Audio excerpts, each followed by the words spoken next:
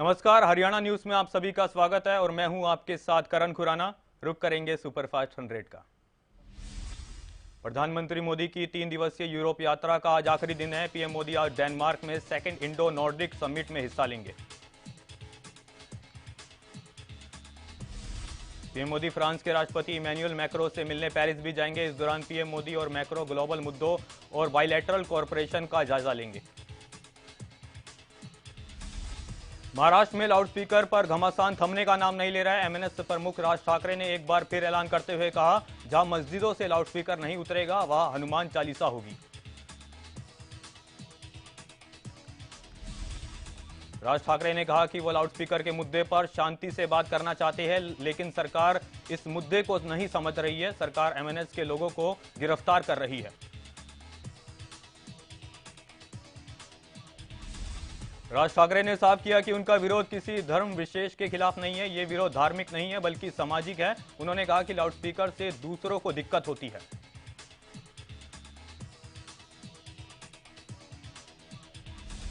Loudspeaker विवाद के बीच राज ठाकरे ने बाला साहेब ठाकरे का पुराना भाषण ट्वीट किया। वीडियो में बाला साहेब ठाकरे लोगों को बता रहे हैं कि लाउडस्पीकर बंद होना चाहिए। हनुमान चालीसा और अजान विवाद के बीच बुधवार को मुंबई लोकल में भी कुछ यात्रियों ने हनुमान चालीसा का पाठ किया। हालांकि लोकल में एमएनएस के लोग हैं या नहीं, इसकी जानकारी नहीं मिल पाई है।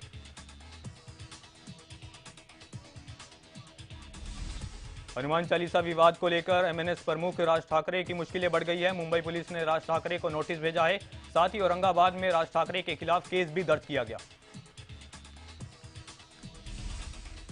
राज ठाकरे पर भड़काऊ भाषण देने के मामले में केस दर्ज किया गया। औरंगाबाद की रैली में राज ठाकरे ने मस्जिदों से लाउडस्पीकर हटाने को लेकर अल्टीमेटम दिया था। हनुमान चालीसा विवाद में गिरफ्तार हुई सांसद नवनीत राणा और उनके पति रवि राणा को जमानत मिल गई है। राणा दंपति को 11 दिन पहले गिरफ्तार किया गया था।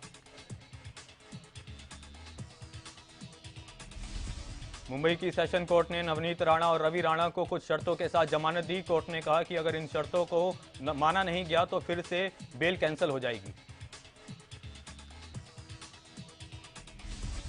जोधपुर में ईद के मौके पर हुई हिंसा के मामले में पुलिस ने अब तक 97 उपद्रवियों को गिरफ्तार कर लिया है। वही हिंसा के बाद 10 थाना क्षेत्रों में कर्फ्यू जारी रहा। शहर में हालात पर नजर रखने के लिए आला अधिकारियों के साथ लगभग 1000 पुलिसकर्मी भी तैनात किए गए। हालात और ना बिगड़े, इसके मद्देनजर मोबाइल इंटरनेट सेवा फिलहाल बंद कर दी गई है। जोधपुर के जालोरी गेट सर्कल में ईद के मौके पर झंडा हटाने को लेकर हिंसा हुई थी। इस दौरान भीड़ को तितर बितर करने के लिए पुलिस को लाठीचार्ज करना पड़ा था।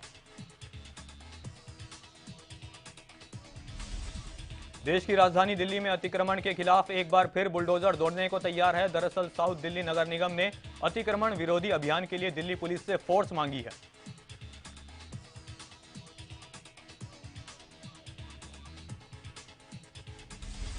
साउथ दिल्ली नगर निगम 9 मई से लेकर 13 मई तक दिल्ली के शाहीन बाग, कालिंदी कुंज समेत इलाकों में अतिक्रमण विरोधी अभियान चलाएगा। दक्षिण दिल्ली नगर निगम ने इसकी पूरी तैयारी कर ली है। राजस्थान के जयपुर में 20 और 21 मई को बीजेपी की हाई लेवल बैठक होगी, जिसमें आगामी विधानसभा चुनाव और संगठन को मजबूत करने को लेकर मंथन किया जाएगा। जयपुर में होने वाली इस बैठक में पीएम मोदी भी हिस्सा लेंगे। पीएम मोदी वीडियो कॉन्फ्रेंसिंग के जरिए बैठक में शामिल होंगे और पार्टी कार्यकर्ताओं को संबोधित करेंगे। रूस और यूक्रेन के बीच जंग को 2 महीने से ज्यादा का समय बीत चुका है। हालांकि रूस अब तक इसे एक स्पेशल ऑपरेशन ही बता रहा है। यूक्रेन के राष्ट्रपति जेलेंस्की ने रूस के विदेश मंत्री पर तंज कसा। उन्होंने कहा कि वो सेकेंड वर्ल्ड वॉर के सभी सबक भूल गए हैं। बता दें, रूसी विदेश मंत्री ने जेलेंस्की की तुलना हिटलर से की थी। संयुक्त राष्ट्र की रिपोर्ट के मुताबिक रूसी हमले की वजह से 24 फरवरी से अब तक 3000 से ज्यादा यूक्रेनी नागरिक मारे जा चुके हैं, जबकि 3316 लोग घायल हुए। पोप फ्रांसिस ने एक बार फिर रूसी राष्ट्रपति से मिलने की इच्छा जताई, लेकिन उन्हें अब तक रूस की ओर से कोई जवाब नहीं मिला है।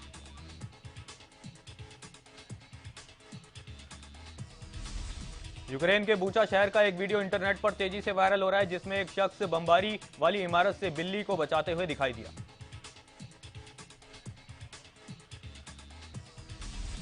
यूक्रेन के बूचा शहर में जो नरसंहार हुआ उसे दुनिया देखकर हिल गई है। कहा जा रहा है कि बूचा नरसंहार में रूसी फौज ने कई लोगों को अमानवीय यातनाएं देकर दफन कर दिया।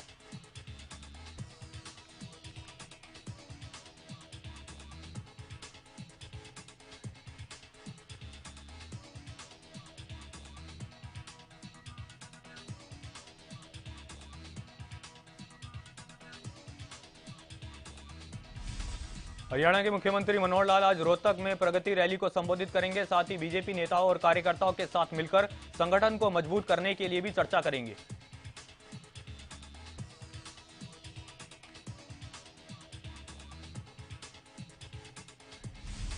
हरियाणा के नवनियुक्त कांग्रेस प्रदेश अध्यक्ष उदय भान आज पदभार संभालेंगे। उनके साथ 4 कार्यकारी अध्यक्ष भी पद ग्रहण कर सकते हैं। देश में कोरोना के मामलों में उतार चढ़ाव देखने को मिल रहा है। पिछले 24 घंटे में कोरोना वायरस के 3,205 नए केस सामने आए। कोरोना संक्रमण से बीते दिन 31 लोगों की मौत हुई, जबकि 2,802 लोग ठीक भी हुए। कोरोना संक्रमण के नए मामलों की पुष्टि के बाद देश में अब कुल 19,000 से ज्यादा एक्टिव केस है। हरियाणा में कोरोना वायरस के मामलों में एक बार फिर बढ़ोतरी देखने को मिल रही है। पिछले 24 घंटे में कोरोना के 505 नए मरीजों की पहचान हुई।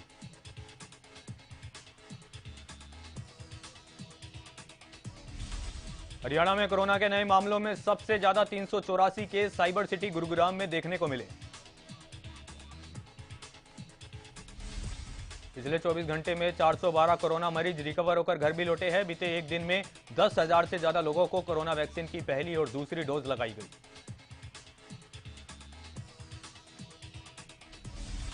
हरियाणा में बुधवार से 18 से 59 साल के लोगों को कोरोना की बूस्टर डोज मुफ्त में लगना शुरू हो गई है। प्रदेश में लगभग 1 करोड़ 2 लाख लोगों को बूस्टर डोज लगाई जानी है। मुख्यमंत्री मनोहर लाल ने 25 अप्रैल को बूस्टर डोज मुफ्त में लगाने की घोषणा की थी। इस पर आने वाला 300 करोड़ रुपए का खर्च सरकार वहन करेगी। फतेहाबाद के स्वास्थ्य विभाग को भी फ्री बूस्टर डोज लगाने के आदेश मिल चुके हैं। वैक्सीनेशन अधिकारी डॉक्टर सुनीता सोखी ने बताया कि अलग अलग सेंटरों में बूस्टर डोज लगाई जा रही है। वैक्सीनेशन अधिकारी सुनीता सोखी ने कहा कि फतेहाबाद में अब तक करीब 3,000 लोगों को बूस्टर डोज लगाई जा चुकी है, जबकि अब तक 64,300 लोगों को बूस्टर डोज लगाई जानी है।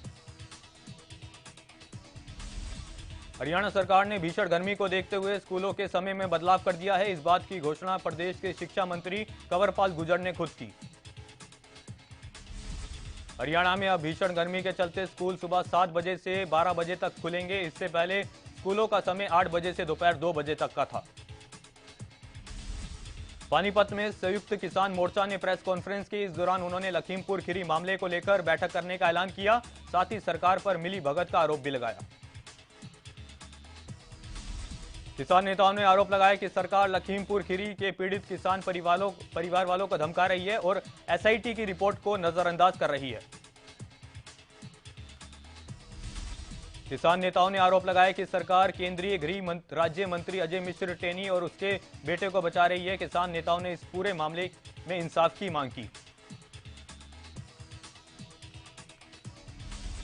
फतेहाबाद में बुधवार को भीषण गर्मी के बीच मौसम का मिजाज बदला हुआ दिखाई दिया, जिससे तापमान में 6 से 7 डिग्री तक की गिरावट देखने को मिली।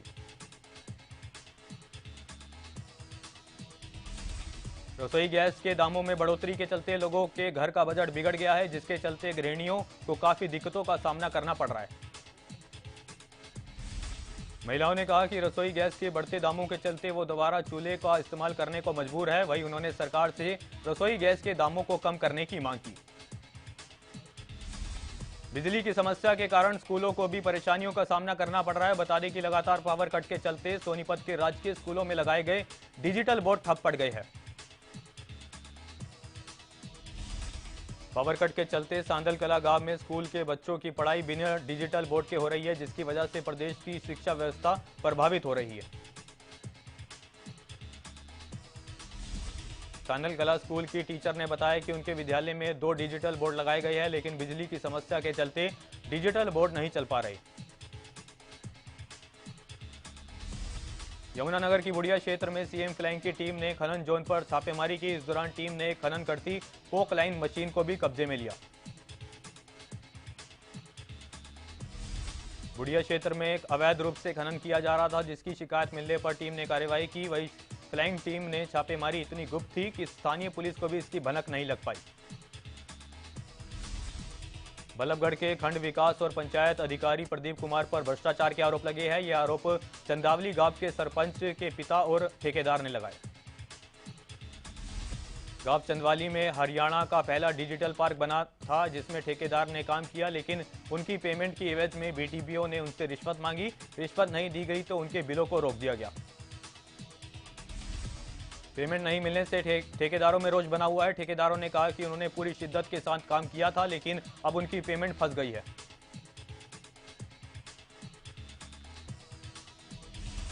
ठेकेदारों ने पंचायत अधिकारी प्रदीप कुमार पर जाति सूचक शब्द इस्तेमाल करने का भी आरोप लगाया और मुख्यमंत्री से मांग करते हुए कहा कि इस पूरे मामले में विजिलेंस से जांच करवाई जाए।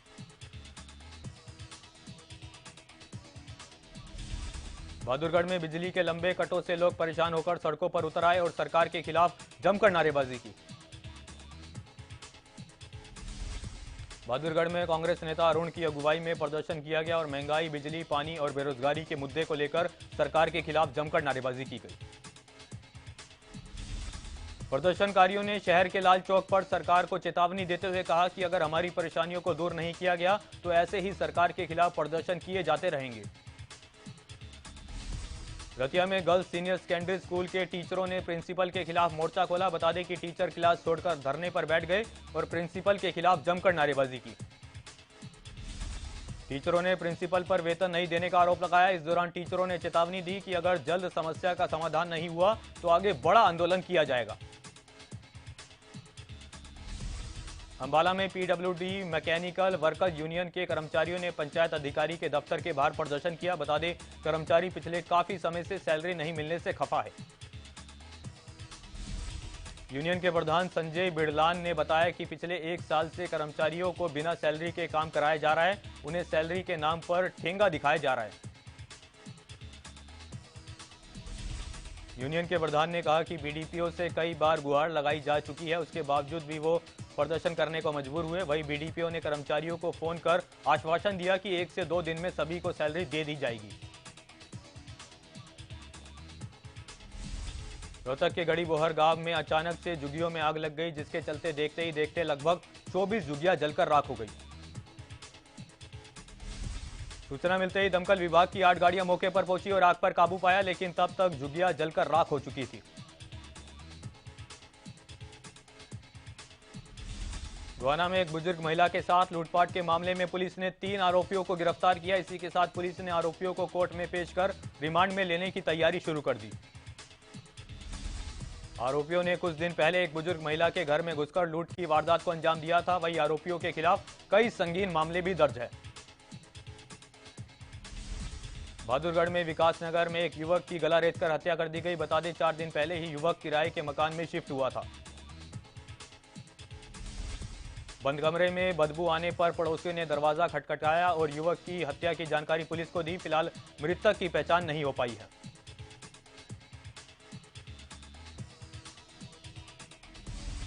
एक बार फिर गोलियों की गूंज से कैथल का कलायत शहर धरा उठा। दरअसल कुछ बदमाशों ने दिन दिहाड़े एक शोरूम संचालक पर गोलियां बरसा दी। शोरूम संचालक ने भी अपनी आत्मरक्षा में बदमाशों पर गोलियां चलाई, जिसके बाद बदमाश मौके से फरार हो गए। वहीं ये पूरी वारदात सीसीटीवी कैमरे में कैद हो गई है, जिसके आधार पर पुलिस ने जांच शुरू कर दी है।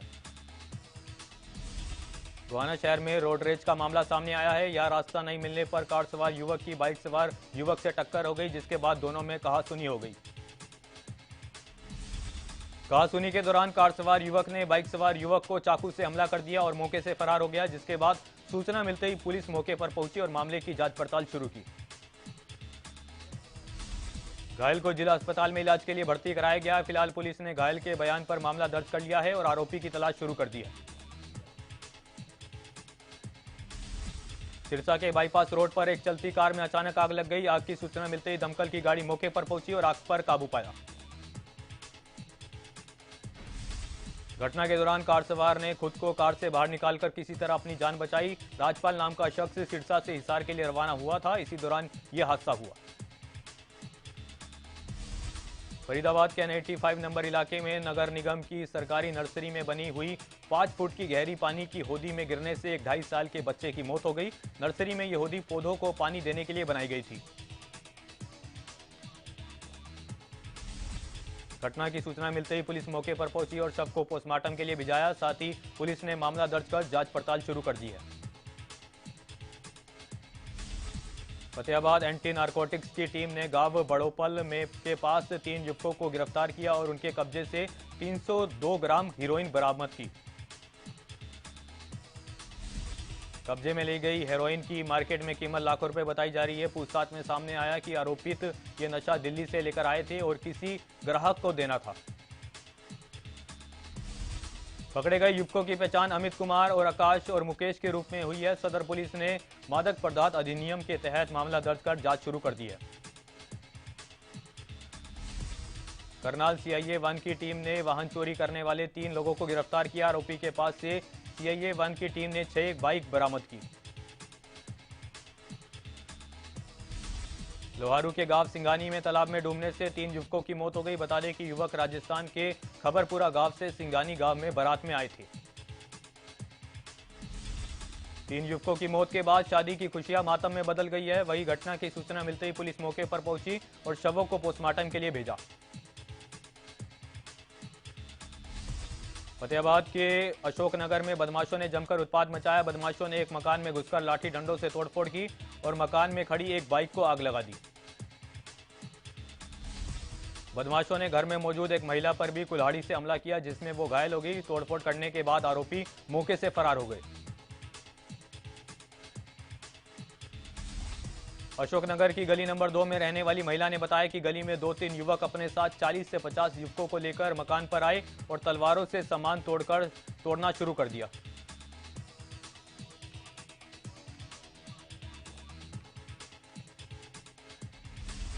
पीड़ित परिजनों ने डायल 112 पुलिस को घटना की सूचना दी। पुलिस मौके पर पहुंची और छानबीन की। वहीं इस घटना के बाद परिजनों में खौफ का माहौल है। NIT फरीदाबाद की संजय कॉलोनी में एक ट्रांसफार्मर में आग लगने के चलते स्थानीय लोगों में हड़कंप मच गया। आग लगने की वजह शॉर्ट सर्किट बताई जा रही है। वही सूचना मिलने पर दमकल विभाग की गाड़ी मौके पर पहुंची और कड़ी मशक्कत के बाद आग पर काबू पाया। इसी के साथ स्थानीय लोगों ने पुलिस पर अनदेखी का आरोप भी लगाया। लोगों ने आरोप लगाते हुए कहा कि आग बुझाने के बाद दमकल की गाड़ी मौके पर पहुंची, लेकिन उससे पहले स्थानीय पुलिस पहुंच चुकी थी, लेकिन पुलिस दूर से ही तमाशा देखती रही। ट्विटर के नए मालिक एलोन मस्क ने एक ट्वीट कर संकेत दिया कि आने वाले समय में ट्विटर का फ्री में इस्तेमाल नहीं किया जा सकेगा। इसे इस्तेमाल करने के लिए कुछ पैसे चुकाने पड़ सकते हैं। एलोन मस्क ने ट्वीट कर ऐलान करते हुए कहा कि कैजुअल यूजर्स के लिए ट्विटर हमेशा मुफ्त रहेगा, लेकिन कमर्शियल और सरकारी यूजर के लिए थोड़ी सी लागत चुकानी पड़ सकती है। चीन तमाम कोशिशों के बावजूद कोरोना संक्रमण को काबू करने में नाकामयाब साबित हो रहा है। चीन के 26 शहरों में लॉकडाउन लगा हुआ है, जिस वजह से 21 करोड़ की आबादी घरों में कैद है। दक्षिण कोरिया में पानी में तैरने वाला शहर बनाया जा रहा है। शहर के निर्माण में 15 अरब रुपए से भी ज्यादा खर्च होंगे, जो 2025 में बनकर तैयार हो जाएगा। IPL में मंगलवार को पंजाब किंग्स और गुजरात टाइटंस के बीच मुकाबला खेला गया, जिसमें पंजाब ने गुजरात को 8 विकेट से हरा दिया।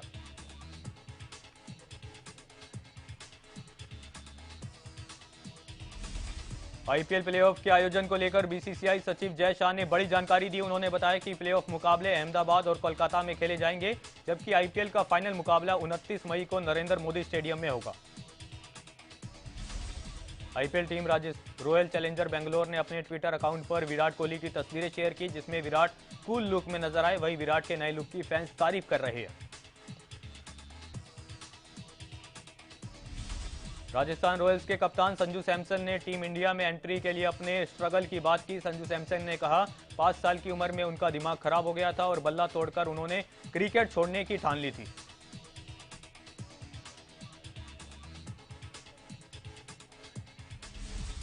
साउथ एक्टर धनुष के खिलाफ बायोलॉजिकल मां बाप वाले मामले में मद्रास हाई कोर्ट ने समन जारी किया। इस मामले के तहत एक दंपति ने दावा किया कि धनुष उनके बेटे हैं।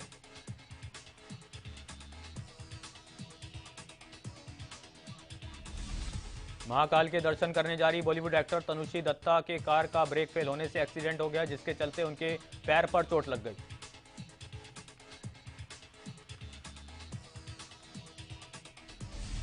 बॉलीवुड एक्टर कृति सेनन ने इंस्टाग्राम पर एक एक्सरसाइज वीडियो शेयर किया, जिसमें वो जिम में पसीना बहाती हुई नजर आई। बता दें, फिलहाल कृति यूके में अपनी अपकमिंग फिल्म गणपत की शूटिंग कर रही है।